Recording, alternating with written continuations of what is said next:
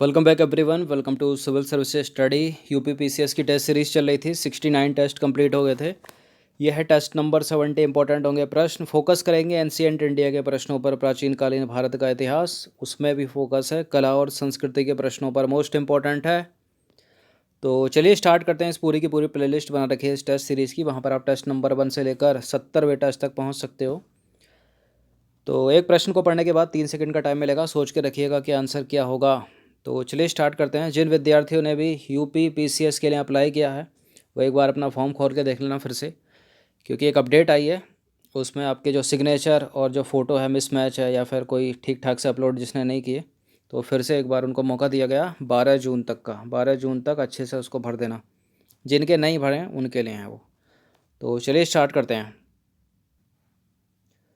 तो question number 1 है, वैष्णव संत चैतन्य महाप्रभु निम्नलिखित में से किसके समकालीन थे? चैतन्य महाप्रभु का संबंध किससे है? वैष्णव है, वैष्णव संप्रदाय से, वैष्णव संत है, वो ये पूछ लिया जाता है अलग से। किसके समकालीन थे वो इनमें से? जैनुल आबदीन, अलाउद्दीन हुसैन शाह, महमूद खिलजी या हुसैन शाह सरकी? किसके समकालीन थे? ये समकालीन थे अलाउद्दीन हुसैन शाह के। ऑप्शन नंबर भी है इसका आंसर।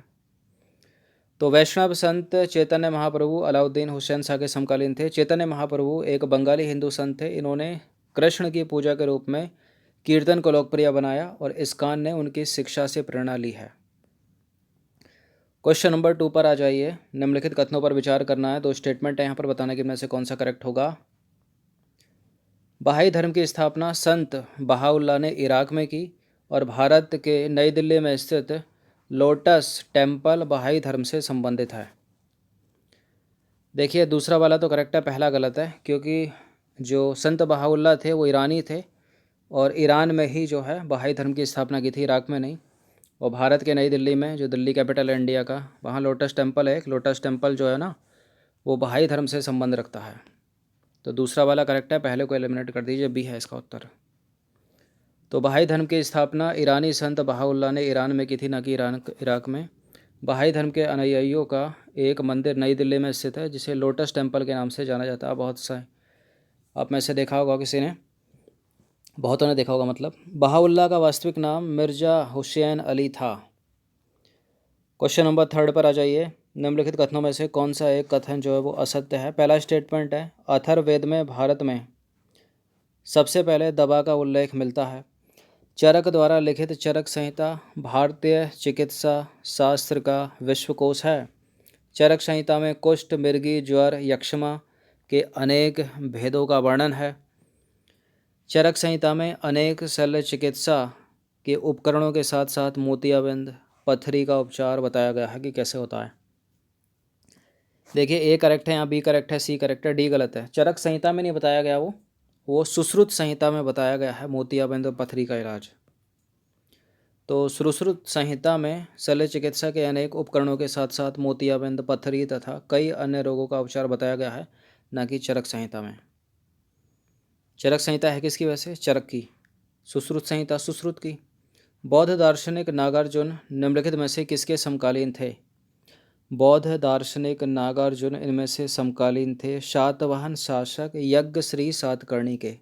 किसके समकालीन थे? शातवाहन शासक यज्ञश्री सातकर्णी के। तो बौद्ध दार्शनिक नागार्जुन शातवाहन शासक यज्ञश्री सातकर्णी के समकालीन थे। नागार्जुन ने शून्यवाद का प्रतिपादन किया, याद रखिएगा। प्राचीन नगर कान्याकुब्ज किस जनपद में अवस्थित था? किस जनपद में अवस्थित था प्राचीन नगर कान्याकुब्ज? वत्स, गांधार, अवंती या पांचाल? कान्याकुब्ज, वत्स, गांधार, अवंती या Panchal? Panchal, option number D.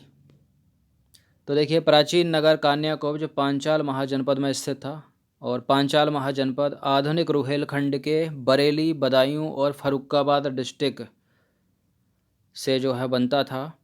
और पांचाल के 2 भाग थे, उत्तरी पांचाल और दक्षिणी पांचाल। उत्तरी पांचाल की राजधानी अहिच्छत्र वर्तमान रामनगर के नाम से प्रसिद्ध है वो, और दक्षिणी पांचाल की राजधानी कामपिल्य आधुनिक फर्रुखाबाद में स्थित है। तो ये पूछा जाता है इम्पोर्टेंट कि पांचाल कितने भागों में, 2 भागों में, उत्तरी पांचाल, दक्षिणी पांचाल। उत्तरी पांचाल की राजधानी क्या थी, पूछ ली जाती है, अहिच्छत्र, और दक्षिणी पांचाल की काम्पिल्य। क्वेश्चन नंबर 6 पर आ जाइए।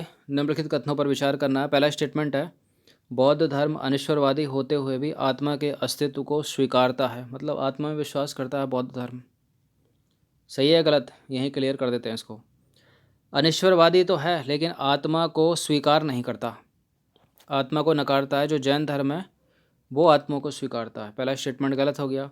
बौद्ध धर्म में कर्मफल चेतना के रूप में पुनर्जन्म का कारण है, ये दूसरा वाला सही है, पहला गलत है। तो देखिए बौद्ध धर्म जो है वो अनिश्वरवादी है, मतलब ईश्वर में विश्वास नहीं रखता, मतलब नास्तिक है। अनात्मवादी है, आत्मा में विश्वास नहीं करता। कर्मवादी है, कर्म में विश्वास रखता है।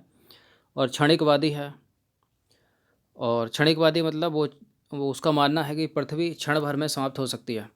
अच्छा, बौद्ध धर्म आत्मा को नहीं मानता परंतु यह पुनर्जन्म में विश्वास करता है। मिलिंद पन्हो में कहा गया है कि जिस प्रकार पानी की एक लहर उठकर दूसरे को जन्म देकर स्वयं समाप्त हो जाती है, उसी प्रकार कर्मफल चेतना के रूप में पुनर्जन्म का कारण होता है। क्वेश्चन नंबर 7 पर आ जाइए। इनमें से किसने हाथियों के चिकित्सा पर हस्त्यायुर्वेद, हस्त्यायुर्वेद मतलब इसका संधि विच्छेद करेंगे तो हस्त आयुर्वेद होगा, नामक ग्रंथ लिखा है?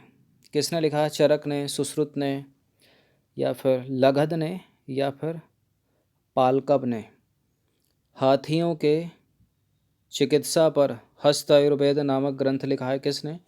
पालकब ने। तो हाथियों की चिकित्सा पर हस्त आयुर्वेद नामक जो ग्रंथ है वो पालकब ने लिखा है, और लगध ने ज्योतिष वेदांग नामक ग्रंथ लिखा है। क्वेश्चन नंबर 8 पर आ जाइए। 2 स्टेटमेंट है यहाँ पर विचार करना आपको, इनमें से कौन सा सत्य होगा। अमरकोश नामक ग्रंथ की रचना गुप्त वंश में हुई और अमरकोश नामक ग्रंथ की रचना अमर सिंह ने की। ये सेकंड वाला तो करेक्ट है, पहला भी करेक्ट है, सी है इसका उत्तर। तो देखिए गुप्तकालीन राजा चंद्रगुप्त द्वितीय के 9 रत्नों में से एक थे अमर सिंह, उन्होंने रचना की है अमरकोश की। क्वेश्चन नंबर 9 पर आ जाइए। निम्नलिखित कथनों में से कौन सा कथन जो है वो असत्य है, मतलब गलत है? इन 3 में से 3 करेक्ट है, एक इनकरेक्ट होगा। कौन सा है वो? मौर्य काल में लोहे का प्रयोग नहीं किया गया, मौर्य काल में आहत मुद्राओं का प्रयोग किया गया, मौर्य काल में पकी ईंटों और घेरदार कुओं का प्रचलन था, उत्तरी काला पालिशदार मृदु भांड नाम से प्रसिद्ध मिट्टी के बर्तनों का संबंध मौर्य काल से है।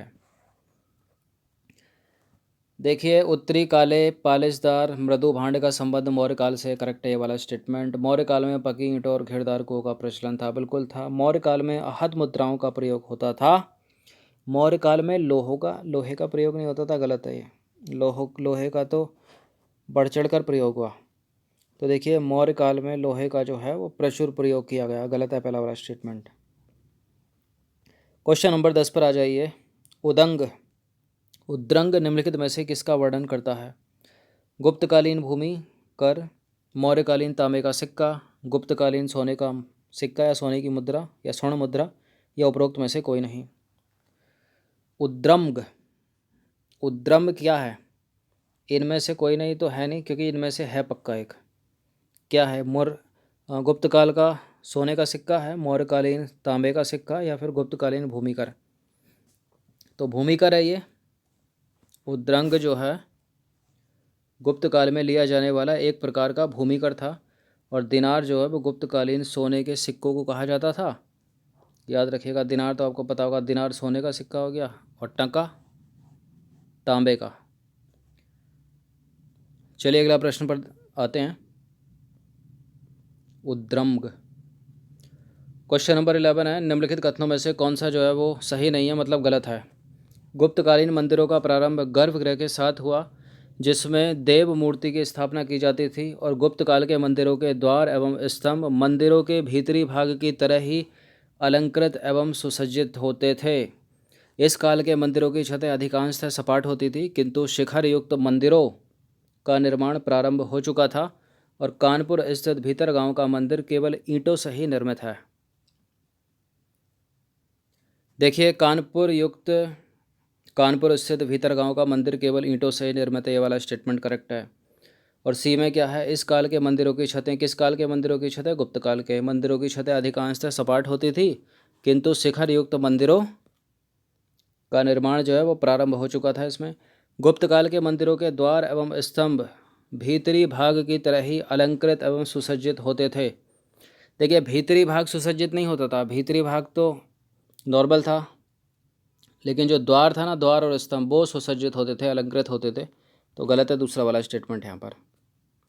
तो गुप्त काल के मंदिरों का जो भीतरी भाग है वो सादा होता था, सामान्य होता था, जबकि द्वार एवं स्तंभ जो है वो अलंकृत होते थे। क्वेश्चन नंबर 12 पर आ जाइए। निम्नलिखित कथनों पर विचार करना है। पहला स्टेटमेंट क्या कहता है, भारत में सबसे पहले सोने के सिक्के जारी करने का श्रेय इंडो ग्रीक शासक को जाता है। नियमित रूप से सोने के सिक्के चलाने का श्रेय गुप्त शासकों को जाता है। देखिए भारत में सबसे पहले सोने के सिक्के जो है इंडो ग्रीक, जिनको हिंद यवन बोला जाता है, उन्होंने चलवाया। करेक्ट है पहला वाला स्टेटमेंट। दूसरा गलत है, क्योंकि नियमित रूप से जो सोने के सिक्के चलाए वो कुषाणों ने चलाए, गुप्तों ने नहीं। तो बी है इसका उत्तर, सॉरी ए है इसका उत्तर। तो भारत में सबसे पहले सोने के सिक्के जारी करने का श्रेय जाता है इंडो ग्रीक शासकों को, और नियमित रूप से सोने के सिक्के चलाए थे कुषाणों ने, गुप्तों ने नहीं। क्वेश्चन नंबर 13 पर आ जाइए। निम्नलिखित में खिल अत शब्द किसका वर्णन करता है प्राचीन कालीन भारत के इतिहास के संदर्भ में? क्या है खिल अत शब्द?